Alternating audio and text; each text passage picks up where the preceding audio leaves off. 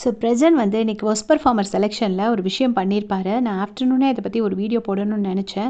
ஆக்சுவலாக என்ன அப்படின்னா, அமித்தை தான் அவர் ஒஸ்ட் பெர்ஃபார்மராக சூஸ் பண்ணியிருப்பார். அவர் வந்து என்ன சொல்லுவாருன்னா, நான் வந்து கேம் நடக்கும்போது சாண்ட்ரா என்னோடய ஒய்ஃப் தான், ஆனால் என்னெல்லாமோ பண்ணாங்க, நான் எதுவுமே கேட்கல, நான் அவங்க கிட்டேயே போகல, அவங்க பண்ணிகிட்டு இருக்கும்போது கூட நானே தலையில் அடிச்சுட்டு தான் நடந்து போயிட்டு பேசாமல் சோஃபாவில் உட்காந்துருப்பேன். நீங்கள் யாராவது பார்த்துருந்தீங்கன்னா உங்களுக்கு தெரிஞ்சிருக்கும். ஆனால் ஒரு கண்டஸ்டண்ட்டை உள்ளே போட்டுட்டு ரூமை லாக் பண்ணி வெளியில் ஒரு 6 அடி ஆள் அப்படியே காவல் நிற்கிறதுங்கிறது எந்த வகையிலையும் சரி கிடையாது. நான் ஒரு கண்டஸ்டண்ட்டாக எல்லாமே கரெக்டு, ஒரு அப்பா எல்லாமே கரெக்டு. ஆனால் எல்லாத்துக்கும் மேலே நான் ஒரு நல்ல புருஷன். என் ஒய்ஃபுக்கு ஒன்றுன்னு வந்துச்சுன்னா அப்புறம் நீங்கள் வேறு மாதிரி பிரச்சனை பார்க்க வேண்டி வரும். பார்க்க வச்சிடாதீங்க, நான் சும்மா இருக்க மாட்டேன் அப்படின்னு சொல்லிட்டு ரொம்ப ஸ்ட்ராங்காக போல்டாக சொல்லிட்டு போயிடுவார். ஸோ இதில் 2 பெர்ஸ்பெக்டிவ் இருக்குது. ஒரு பெர்ஸ்பெக்டிவில் பார்த்தா அவர் வந்து ஒரு கண்டஸ்டண்ட்டாக இன்னொரு கண்டஸ்டண்ட்காக அவர் ஜென்ரலி பேசலாம், பட் ஒய்ஃப்னு மென்ஷன் பண்ணாமல் பேசியிருந்துருக்கணும்.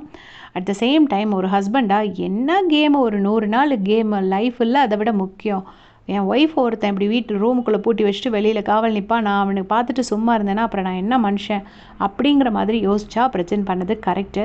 சரி, நீங்கள் சொல்லுங்கள், உண்மையிலே பிரஜன் பண்ணது ரியல் லைஃப்க்கு கரெக்டாக இல்லை இந்த பிக் பாஸ் கேம்ங்கிற பர்ஸ்பெக்டிவில் தப்பு நினைக்கிறீங்களான்னு மறக்காமல் சொல்லிட்டு போங்க. தேங்க்ஸ் ஃபார் வாட்சிங்.